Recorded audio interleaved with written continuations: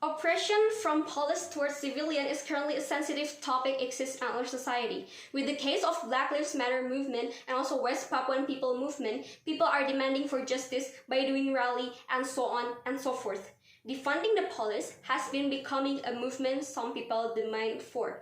Opposition flaw is that yes, they're attempting to keep the accountability, the responsibility of the police to be better, but they also forget the direct approach from the institutional body to pay redemption after all the mess the police caused. Note that defunding the police doesn't mean to abolish all the amount of fund we give to the police, but rather to reallocate those to another institutions such as social workers, healthcare community, education service, and so on and so forth. We believe by equally distributing the fund, we're going to create a better accountability and responsibility and service to the society we're so proud to oppose. So, before moving on to my argument, 4 things on my rebuttals. Firstly, they talk about how trusts are created, how trusts are going to create it by doing institutional reform to prevent racism, sexism, and so on and so forth. Secondly, they also talk about how they're going to involve more people of color to the institution. Several response. First, sure, we'd like to also make the community more diverse. Sure, we are also going to add more people of color to the institutions. That's the thing still can be done under our side of the house. Secondly, trust doesn't only build by you having more personnel or more armaments and so on and so forth.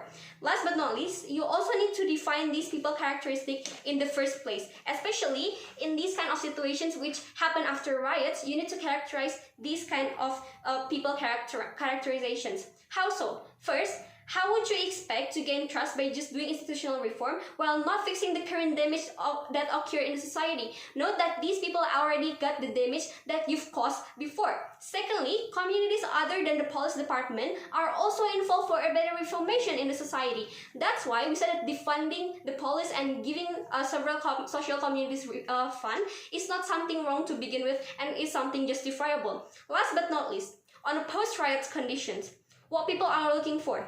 First, direct approach to cater the misconduct. For example, like investing community programs that would directly create deterrence for society to address social issues, right? Secondly, as police, you're also in the condition of not having any power to gain trust. Even people are hating on you and also doing riots towards you. Note that institutional reform can only be done for quite a long amount of time. For that long, government never explained how they will contribute to society in the meantime to fix the damage that they already created.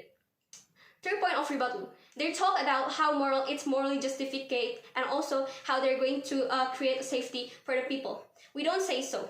Firstly, safety of the society was not in the hand of the police as a whole by the current time, right?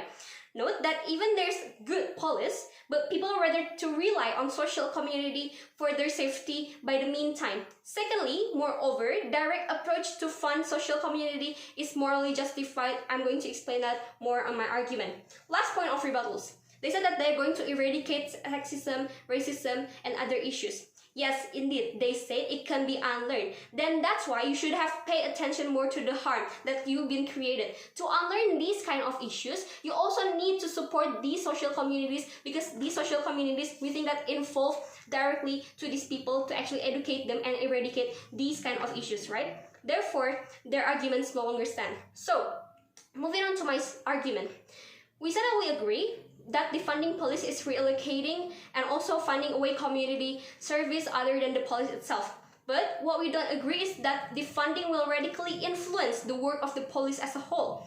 But to maximize the accountability, it is the only way people going to favor the most. We don't say that this police institution is not going to receive any fund. We just say that they need to actually fix the damage and pay something to the people that has been damaged. How are we going to do so? Firstly, we're going to give sanction to those police who are complicit, and secondly, we're also going to educate the department regarding the issues, so all the good police are not going to receive the direct impact of this because we're only giving sanction to the police who are complicit and responsible for the issue. Next, we are also going to distribute the relocation fund equally to the communities which need them the most, and also we are going to use this to cater the victim. Last but not least, we are going to actually involve more people of color in the future. This is the thing that government actually support the most, and this still can be done under our side of the house while we're also catering all the victims' needs. That's why their mechanism no longer stand. What are we going to achieve through doing these models?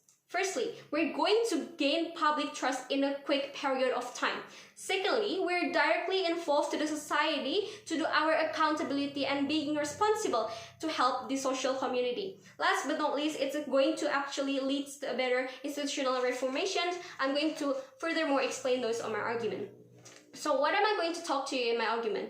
I'm going to talk about how defunding police is a better practical approach for the society. So let me remind you again of the characterization that first, trust barely occurs between people to the police, right, and the current of time.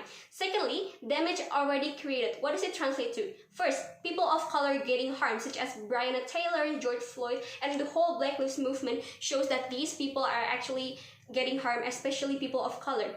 Secondly, riots will also create direct damage to the community. But to remind all of you, the cause of these riots to begin with is the police. That's why we think that defunding the police is the right way to actually become responsible to cater these riots or this damage that they cause.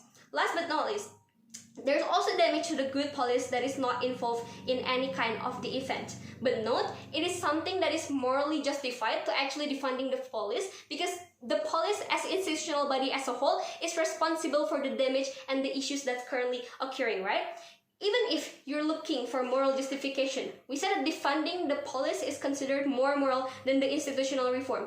Why so? First, let's talk about parameter of morally justified. That's the thing government never talked to begin with. On this case, we think that it's such a selfish action of the institution to actually just do a reformation without giving or directly fixing the burden they left in the society to begin with, right? Secondly, reformation is not only a matter of how you should regenerate your institution, but also how would you complicit in the matter of fixing the social community you damaged before. It's just a matter of how far you want to be involved in social communities, you want to be involved in being responsible to actually cater the damage that happened in the society. Secondly, why defunding is better? Firstly, we think that after all the harms you cause, your main priority should be the people. And people concerned to begin with is that the communities that you've destroyed and also that you should be working with them to create more safety. How are you going to do so? These communities are built to involve more people on eradicating all those issues you've mentioned before, like sexism, racism, and so on and so forth, right? That's why there are most people who actually trust the most is the social community instead of the institution that causing this problem. In this case is the police department.